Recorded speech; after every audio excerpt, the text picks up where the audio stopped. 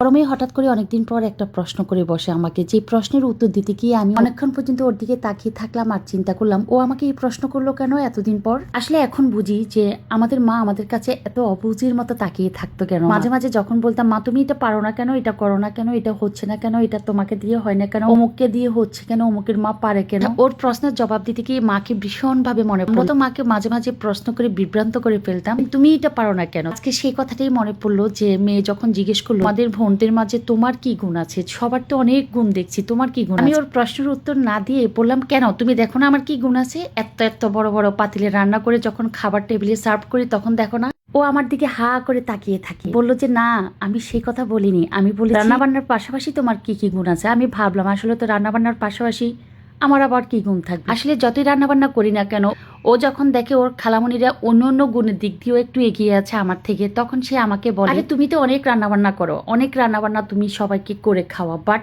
রান্না বান্না ছাড়া তোমার কি কি গুণ আছে সেই কথা বলেছি যেটা খালামণিরা করে।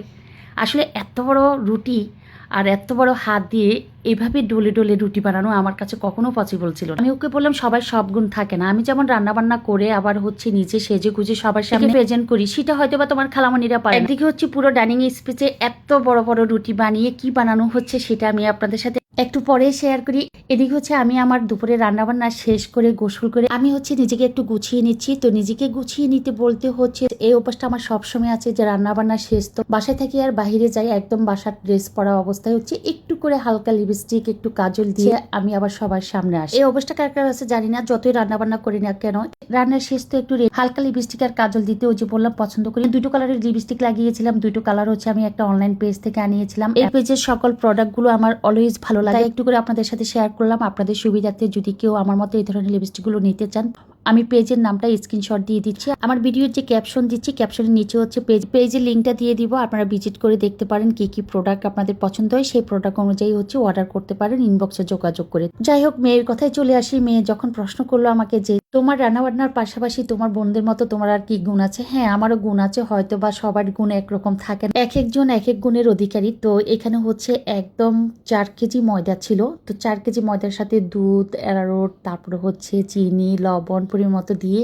ডোটা রেডি করা হয়েছে, আটা ধরা হয়েছে বা ময়ানটা ধরা হয়েছে। তারপরে হচ্ছে 2 হাত দিয়ে একদম ডাইনিং টেবিলের উপরে উঠিয়ে দুটো হাত দিয়ে একদম মথে মথে হচ্ছে এখন পর্যন্ত ডোটাকে হচ্ছে একদম সফট করে ফেলা হয়েছে। তারপরে হলো মস্ত বড় বেলুন দিয়ে মস্ত বড় বড় দুটো রুটি বানানো হয়েছে। 4 কেজি আটা বাট রুটি বানানো হয়েছে দুটো, এটা আমার দ্বারা সম্ভব হতো না এত বড় রুটি বানিয়ে। তারপরে আবার হচ্ছে এটাকে এত বড় পুরো টেবিল জুড়ে একটা রোল বানানো হয়েছে, সেই রোলটাকে হচ্ছে ছুরি বা নাইফ বা যে কোনো একটা পাত্র দিয়ে হচ্ছে গোট গোট করে কাটা হয়েছে। এখন হচ্ছে জাস্ট শেপটা তৈরি করা। এতক্ষণে হয়তো বা বুঝেছেন যে আমরা যেটাকে যেমন 1 কেজিকে ধরে আস্তে আস্তে একটা বানানো, একটাকে ভাঁজ করা, একটা বানানো, একটাকে ভাঁজ করা, এভাবে বানিয়ে তারপরে হচ্ছে আবার একটা একটা করে রুটি বেলে তারপর হলো তাওয়াতে দেওয়া। আসলে একসাথে এতগুলা বুদ্ধি করে বানানোটা হয়তো বা আমার মাথায় আসতো না। আমি ওই যে 1 কেজি ধরতাম আস্তে আস্তে বানাতাম। তো এখানে হচ্ছে 4 কেজি যেহেতু, তো 2টা রুটি বানানোর পর হচ্ছে আবার কেটে আবার এভাবে হচ্ছে ভাঁজ করে এখন হচ্ছে জাস্ট একজনে বেলবে,